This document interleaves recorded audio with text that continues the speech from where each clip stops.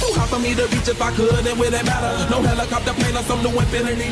My spirit's indestructible. Indestructible. I won't let nobody break me down. Boom! Man, I really love that intro. I know some people might get annoyed with it, but I really love it. It just makes it seem like something badass and amazing is about to happen, right?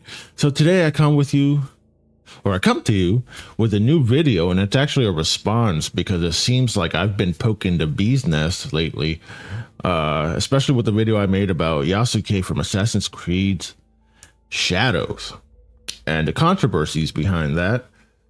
And apparently, you know, someone in my comment section isn't too happy, and I want to actually give them a response because it seems like it's the typical response from people on the internet, I guess. At least the people who disagree with you for some reason. But yeah, so we're going to start with that. So his name is Jiren the Gray, and it says, again, who are you to tell Ubisoft what you want or how it should be? Well, all right, let me answer that. First of all, I'm buying their product, right? So they make a product so that they can make money off it by selling it to their fan base. So therefore, in a sense, I expect the product to, one, be fun, second, to not have any politically correct bullshit in the game, for the gameplay to be good, for it to not have so many game-breaking bugs. You know, I expect quality. I expect them not to smack me over the head with political nonsense or make me feel stupid because me, as a person of color, don't want to listen to all this politically correct dribble that they want to spin, right? And that's the aspect of it. For example, if I buy a car, I expect this car to run, I expect this car to start, I expect this car to have wheels and doors and etc. And if they tell me, well, who are you to ask and want or how this car should be made, you know, who are you? I was like, well, I'm the customer buying your product, right? So I expect the car, again, to have wheels, doors, that it starts and etc. And if I buy a car and it's missing all this stuff, and then I complain about it, and then they go, oh, well, you know, you should at least be grateful. It's just a car. No. That logic is stupid. I expect this car to run. You can't tell me that I buy a car and then it comes to me without wheels that, oh yeah, you should just be grateful. No, I am not going to be grateful about that. The product is there for a reason, and you need me to buy it to make money, and I need it so I can use it or play with it. Oh yeah, that's what she said, right? So anyways, what's next? Oh, okay. So I believe that devs should listen to both sides when it comes to video games, right?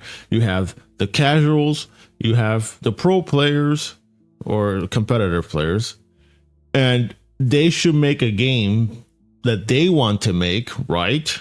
To a certain degree, and should basically not make a game that we want in the sense of, like, you know, for the casuals, because some of them don't know how to play and want things to be super easy. You know, don't make the game super easy just because casual says so. So there has to be a balance. So don't make it like an esports game. And what I mean by esports game, adding like the UIs for esports, this system for esports, like, you know what I mean? They should make a game, should look at the criticisms of the game and should work on those criticisms if they want to better the game, or if rather they want, because at the end of the day, it is their game, sort of, but you also have to have a balance of that. You can't always do what the fans want, but you can't always ignore the fans. And you can't ignore the actual problems with the game. This is like me making a video game and saying, okay, so the fans are saying this character, you know, this move is an infinite and it's broken, and then I go, well, screw whatever they say, it's gonna stay there. No, I'm gonna go fix it because it's the legit problem. Now, if someone says, hey, you should make this game easier, and we intended the game to be hard so that skilled players can play it better, then no. It's meant to be difficult and skill based for a reason, right? If people say, hey, we want this, can you add this skin into the game? You know, and if I think it's popular and it's going to get us money, you know, I'll add it. But again, balance, common sense, right? No pandering, no catering, common sense, which a lot of these people lack. All right, the next part says, at the end of the day, it's a video game. No, it's not just a video game. And I've replied that already. It's not just a freaking video game. It's not. It's for escapism. It also, if I can remember, what comment was it that I said? Okay, so right here. It's not just a video game. It's also artistic expression, cultural impact, educational value, community and social interaction, psychological benefits, economic importance, and etc. So you guys can pause it there and read it if you want, but that makes a clear point of it's not just a video game. It's their IP, their story, their vision, yes, but if you want a fan base, right? I'm not saying cater to the fan base, but don't disrespect your fan base, which Ubisoft clearly does, because they suddenly want to turn their games. It's like what companies are trying to do. So you have a white superhero like Captain America, and then suddenly now he's a Nazi, or he's a World War II soldier, right? Not soldier, enemy. And essentially he gets replaced by a black character out of nowhere. Then the black character now wants to be Captain America. So like, what the fuck? Like, then you have characters that get replaced by females, and the females are, you know, insufferable, miserable, anti-male, don't need no man, feminist, bitchy archetypes that no one likes. Or you turn them magically gay for no reason, like Iceman. Like, it's their story, but you can also do things to damage your story. So instead of creating original characters, right? Like well-written characters, or characters that you can build up throughout the years for people to like, you know, like people of color, LGBT characters and female characters, what they instead do is that they suddenly change main characters that have been established for many years, and then when they get backlash, the first thing they do is, oh, our fan base is homophobic, our fan base is sexist and racist and all this other is and icks, like, and then you disrespect your fans because you created a character you created a well-established character, right, that not only fans love, but suddenly you change them, and it's like spitting in the fan base's face. And people don't like that. Like, you know, if you want to create stories that are diverse, organically diverse, then do so. But forcing diversity and inclusion and all this crap because you want to win pandering points or catering points to a very small minority of people who sometimes don't even buy these comics, and because you want some of that sweet ESG DEI score, there's your problem. And people don't like that. And people will never like that. So just calling it, oh, it's just a video game, man. It's their IP and their story. Yeah, to a certain degree, yes. But you want characters that are appealing. You want characters that people can relate to, not characters that you're using for pandering points so you can get a nice investment from ESG and DEI people, investors, or whatever you want to call them, right? So I'm not taking away that it's their vision and their story, because, like, for example, I have characters. I'm a story writer.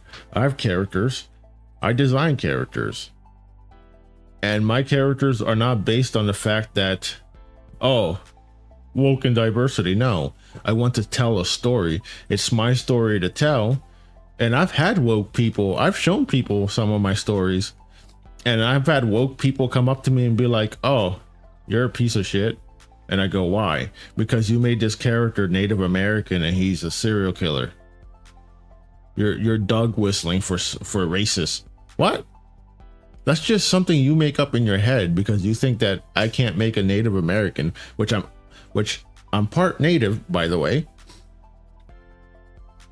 I made a Native American character, turned him into a serial killer for the story, which, by the way, this character doesn't exist in the real world, just a fictional character. And then suddenly it's racism now. And how dare I that I'm throwing Native Americans under the bus, even though I'm Native American. Every race, or rather ethnicity, has good and bad people in it. Like, grow up. It's a fictional character, bro.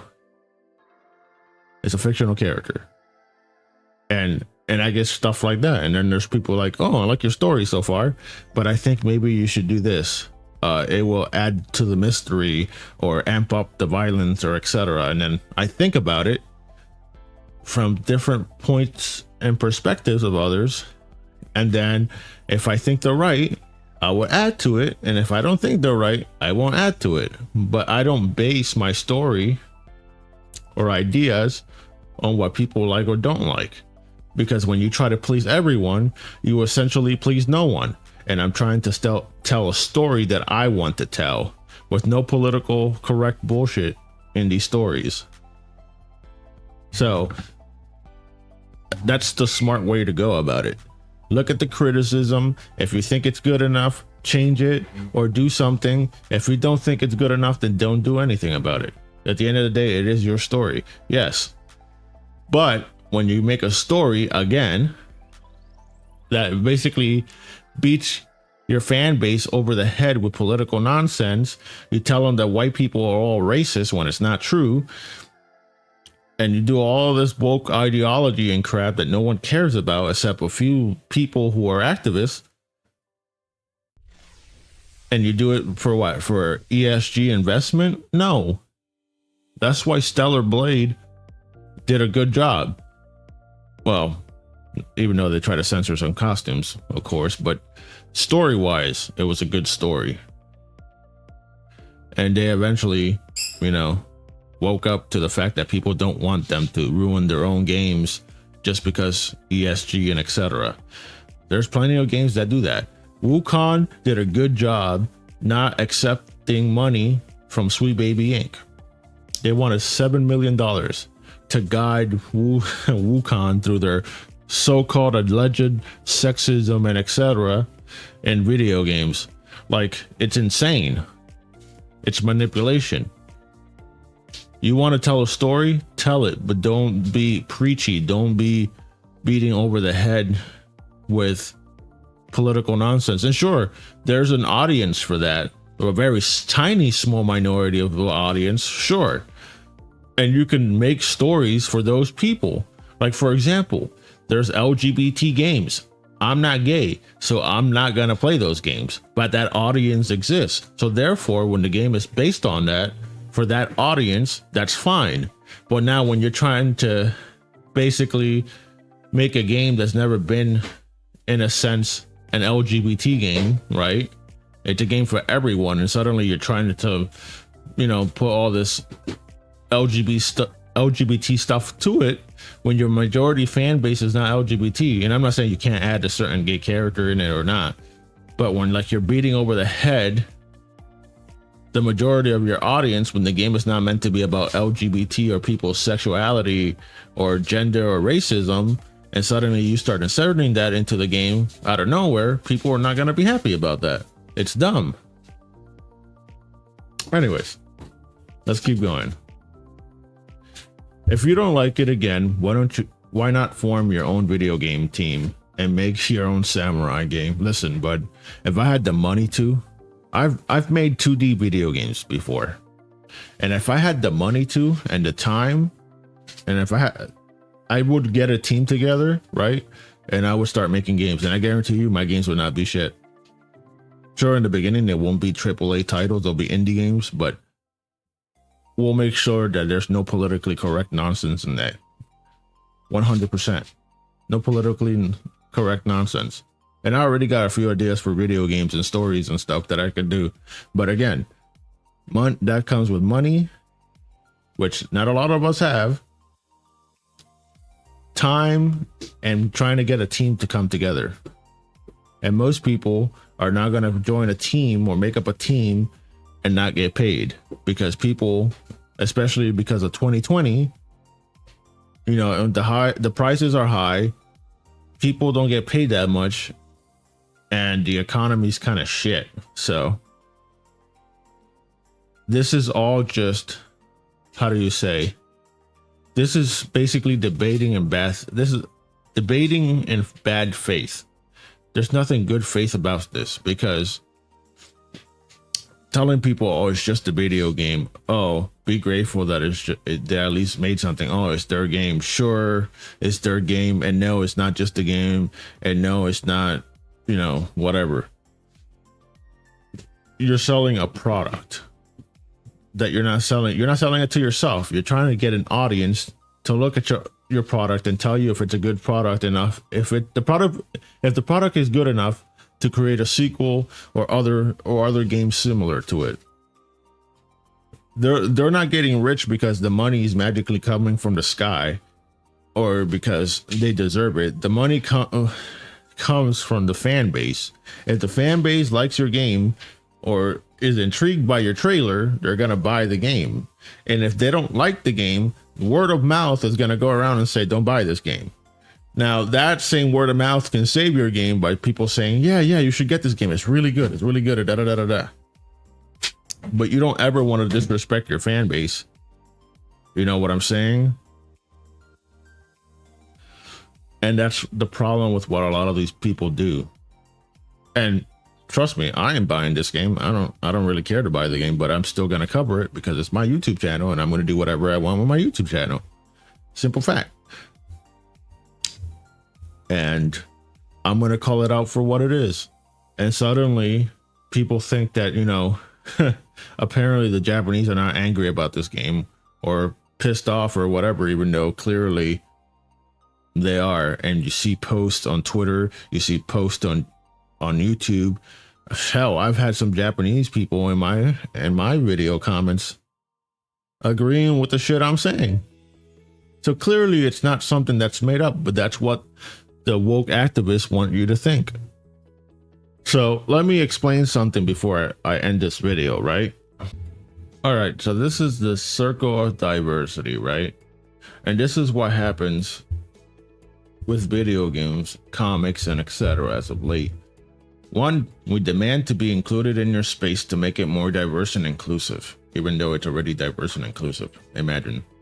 We demand you change this space to our liking and ban stuff that offends us. There we go. We demand you be kicked out of this space. We created this as you offended us, even though it was a space that they joined that was created by us. See the logic there? Last one, LOL. If you hate us, why not make your own space? And the circle continues. Wow. It's almost like this comment. But anyways, let me know what you guys think in the comment section below. And, you know, give a like, dislike, comment, etc. if you like, if you dislike, and whatnot. And remember, people, always ask that one beautiful question. Where the white women at? Anyways, thanks again for being here, and I'll see you next time. Later.